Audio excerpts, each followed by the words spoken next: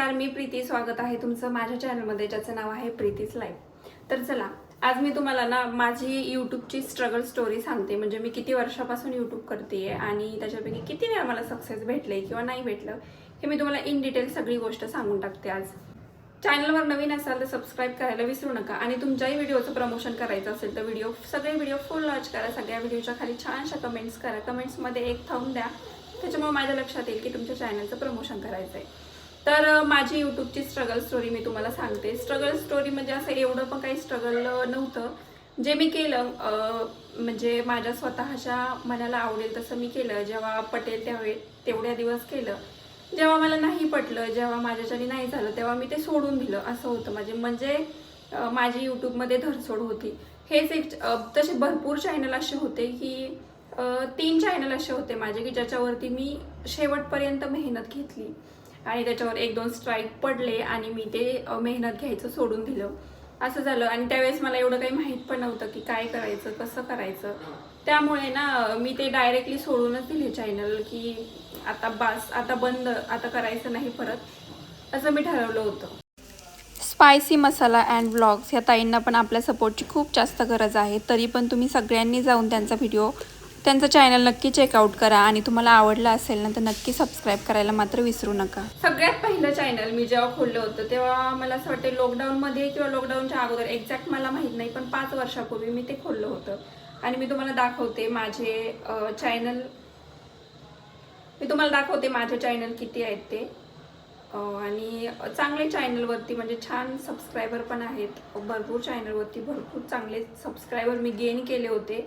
पण नंतर त्याच्यावरची स्ट्राईक पडल्या आणि सगळा खेळ संपूनच गेला. म्हणजे मग मला पुढं कळलंच नाही. मला असं वाटलं मेहनत त्याची सोडून दिली. मग मला असं वाटलं मी जर मेहनत बी घेतली आणि ते नंतर जर मॉनिटाईज नाही झाले तर त्याचा उपयोग होणार नाही. म्हणून मग मी ते डायरेक्टली असे चॅनल सोडून दिले. अजून पण आहे त्याचा ॲक्सेस माझ्याकडे आहे, पण मी त्याच्यावरती काहीच टाकत नाही. तर एवढे सगळे चॅनल आहेत माझे. ते व्यवस्थित दिसतात का नाही माहीत नाही. आता ते एकदम क्लिअर शो नाही झाले पाहिजे कारण त्याच्यामध्ये ईमेल ID वगैरे पण आहे. पण मी तुम्हाला एक सांगते, एक चॅनल आहे माझा, हा 2 नंबरचा, ज्याच्यावरती माझे 1600 सबस्क्रायबर होते.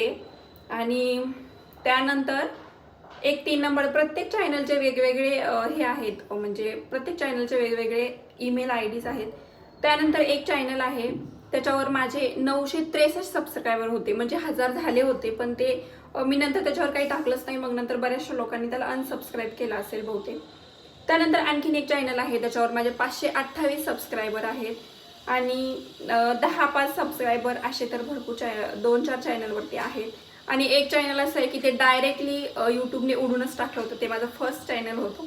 त्याच्यावर ती एवढ्या स्ट्राईक पडल्या की ते डायरेक्ट यूट्यूबने उडून टाकलं.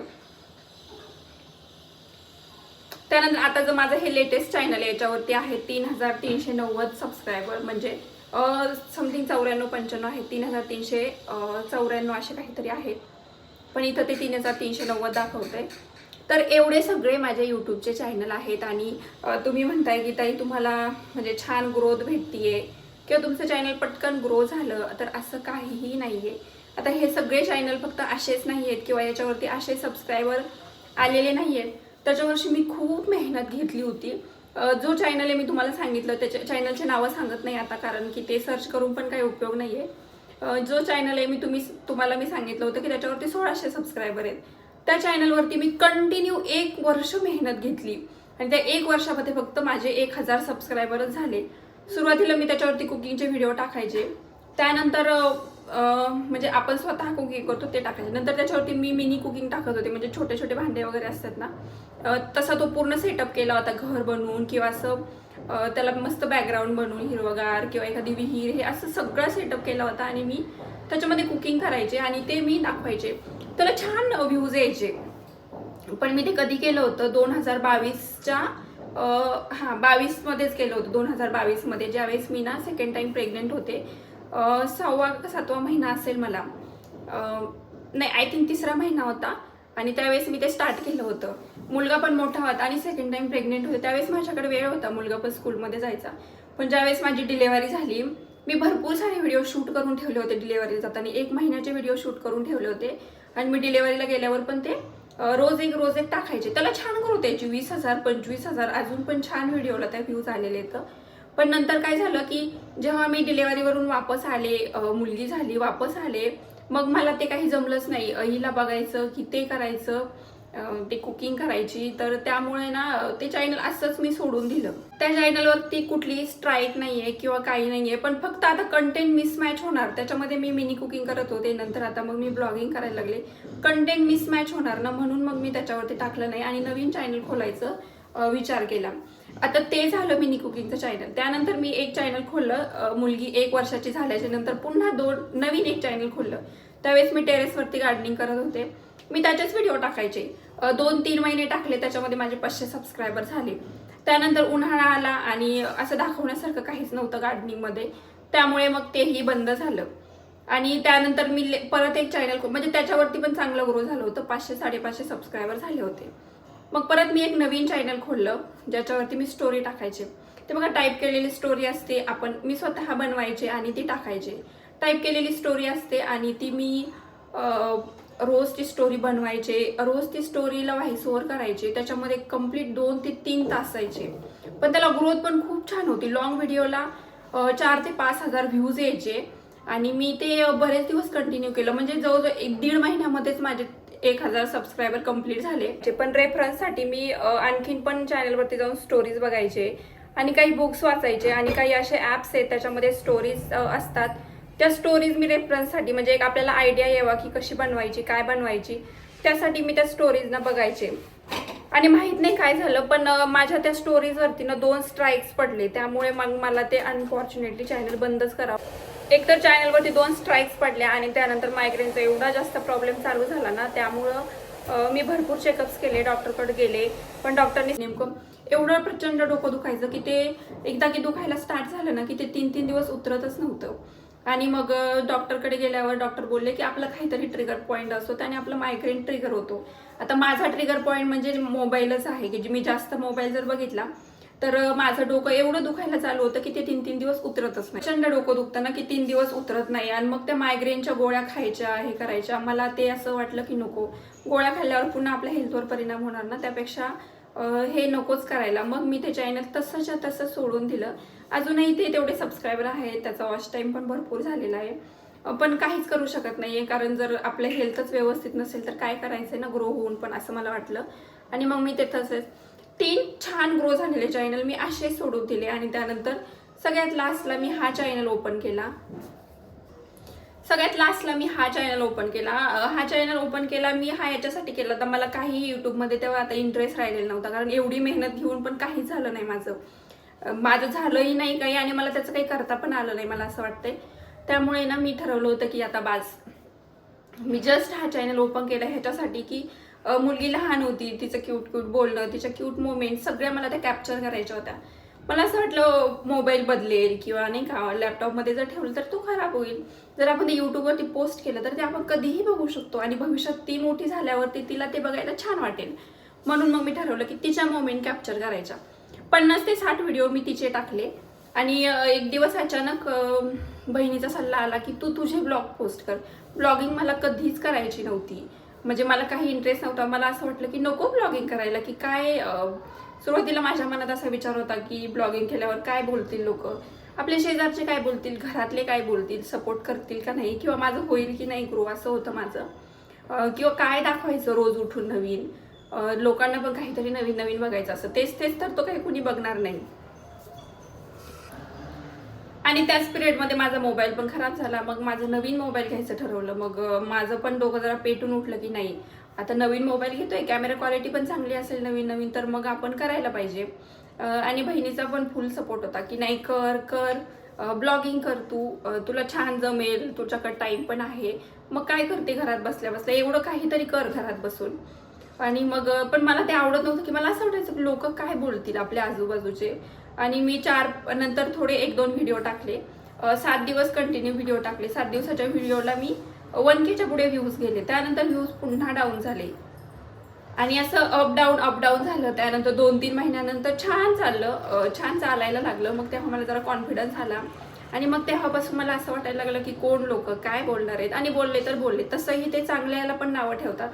आणि आपण असं काही वाईट करतच नाहीये ना, कुठं अंग प्रदर्शन करतोय किंवा कुठं आणखीन काय करतोय. जे काही करतोय ते आपल्या एक मर्यादेत राहूनच करायचं होतं. आपल्याला आपली मर्यादा माहीत असली पाहिजे. आपल्याला जे काही करायचं ते आपल्या मर्यादेत राहून करायचं. म्हणजे बोलणारेही कधी बोलणार नाहीत, कदाचित बोलले तर बोलले, त्यांचं काही लक्षात घ्यायचं नाही. म्हणजे बाहेरचे बोलले तर मला फरक पडत नाही, पण ॲटलिस्ट घरचे तरी सॅटिस्फाईड पाहिजेत की आपण काय करतोय, त्यांना तरी कॉन्फिडन्समध्ये घ्यायला पाहिजे. त्यामुळे ना मग मी ठरवलं की चला ब्लॉगिंग करू. सुरुवातीला खूप हिचकीच करत होते. म्हणजे भरपूर दिवस 1000 सबस्क्रायबर होईपर्यंत मी कुणाला सांगितलं नाही. फक्त ते सिक्रेट होतं. घरच्यांना माहीत होतं, म्हणजे मिस्टरांना माहीत होतं, पण बाकी बाहेर जास्त मी कुणाला सांगितलं नाही किंवा नातेवाईकांना पण कुणाला सांगितलं नव्हतं. कारण मला असं वाटलं की जर मी नातेवाईकांना शेअर केलं तर ते लगेच शेअर होणार. ह्याचं त्याला सांगणार अरे ही असं करते, तो त्याला सांगणार अरे ही असं. मग माझा व्हिडिओ जर यूट्यूबनी नाही व्हायरल केला तर माझे नातेवाईकच व्हिडिओ व्हायरल करतील ह्याची मला दाट शंका होती. त्याच्यामुळे मी ते कुणाला सांगितलं नाही की मी असं करते, हे करते, यूट्यूब करते म्हणून 1000 सबस्क्रायबर होईपर्यंत. जसे माझे 1000 सबस्क्रायबर होत आले ना, तसं मग मी ते सांगायला सुरुवात केली हळूहळू की असं करते. सुरुवातीला मला असं वाटलं की नातेवाईक काय करतील, सांगतील ह्याला त्याला त्याचं याला नाही का, म्हणजे घरच्यांना कधी कधी पटणार नाही आहेत ह्या गोष्टी. आणि माझं सुरू व्हायच्या आधीच कदाचित ते बंदही पडू शकतं. त्यामुळे उगाच नको स्प्रेड करायला. एकतर ते होतंय की नाही सक्सेस, आणि जरी सक्सेस झालं की नाही, पुढं काही होतंय की नाही. त्यामुळे मग मी ठरवलं होतं की कुणाला सांगायचं नाही. जेव्हा माझं सक्सेस होईल तेव्हाच मी सगळ्याला सांगेल. आणि सक्सेस बघायला सगळ्यांना आवडतं, पण स्ट्रगल स्टोरी बघायला कुणालाच आवडत नाही. त्यामुळे मग मी कुणाला सांगितलं नाही. आणि आता जवळजवळ 50% लोकांना माहिती आहे. असं काही नाही आहे की ते चुगली करतील किंवा काय करतील, पण ती माझ्या मनामध्ये एक भीती होती की सांगतील की बाबा पॉझिटिव्ह रिस्पॉन्स देतील का नाही. त्यामुळे मग मी ते कुणाला सांगितलं नाही. म्हणजे हा ब्लॉगिंगचा प्रवास मी एका चुकीतून सुरू केला होता असं म्हणायला काही हरकत नाही. कारण मला हे करायचं नव्हतं. मी जस्ट मुलीचे व्हिडिओ टाकत होते आणि तिचे व्हिडिओ टाकताच त्याच्यामध्येच मी 1-2 ब्लॉग पोस्ट केले होते आणि त्या 1-2 ब्लॉगला ना 7-8 हजार व्ह्यूज गेले होते. आता तिचे व्हिडिओ मी सगळे हाईड केलेले. जवळजवळ 60-65 एवढ्या सगळ्या व्हिडिओमध्ये 60-65 व्हिडिओ तिचेच आहेत. आणि त्याच्यामध्ये पण मी रेग्युलर नव्हते. कधीतरी एखाद्या 4 दिवसातून 8 दिवसातून मी टाकायचे आणि तो पोस्ट करायचे. म्हणजे कधीतरी शूट करायचे तिचं 4-8 दिवसातून, तिचं छान बोलली चालली तर. आणि रोज टाकावं किंवा काय करावं असं काही डोक्यात पण येत नव्हतं. पण जेव्हा मी ब्लॉगिंग करायला लागले तेव्हापासून आजपर्यंत मी एकही दिवस मिस केला नाही आहे. लॉंग व्हिडिओ मी जस्ट आत्ता चालू केले, पण शॉर्ट्स व्हिडिओ मी जेव्हापासून टाकायला लागली आहे ना, म्हणजे माणसाला ते आपल्या कामाबद्दल प्रेम पण पाहिजे मला असं वाटतं. त्याच्याशिवाय पण सक्सेस भेटणार नाही. आज टाकलं उद्या टाकलं होत नाही आहे, व्ह्यूज येत नाही आहे, काही प्रॉब्लेम नाही आहे. पण तुम्ही तुमची जर्नी चालू तर ठेवा. कदाचित पुढे जाऊन तुम्हाला छान व्ह्यूज येऊ शकतात. कदाचित पुढे जाऊन तुम्ही छान ग्रो करू शकतात. तुमचा एखादा व्हिडिओ छान ग्रो झाला ना की बाकीचे व्हिडिओही आपोआप ग्रो होतात. हे मी खूप वेळा सांगितलेलं आहे. तर चला, अशी होती माझी जर्नी. आणि जर्नी काही मला असं वाटते सोपी नव्हती. 5 वर्षाचा हा प्रवास आहे. आपण मी त्याच्यामध्ये रेग्युलर नव्हते एवढंच होतं. पण जेव्हा मी रेग्युलर टाकायला चालू केले तेव्हा माझे हे 3 ते 4 चॅनल ग्रो झालेले आहेत. पण त्याच्यामधून मला 0 सक्सेस भेटलेला आहे. आता हे जे चॅनल आहे ह्याच्यामधून मला भरपूर अशा अपेक्षा आहेत. पण चला बघूया काय होतंय ते. आणि हो, व्हिडिओ आवडला असेल तर लाईक करायला मात्र विसरू नका. आणि तुमची एक छानशी कमेंट करायला विसरू नका की तुम्हाला माझ्या जर्नीबद्दल नेमकं काय वाटलंय आणि तुमची जर्नी कशी आहे ते पण माझ्यासोबत शेअर करा.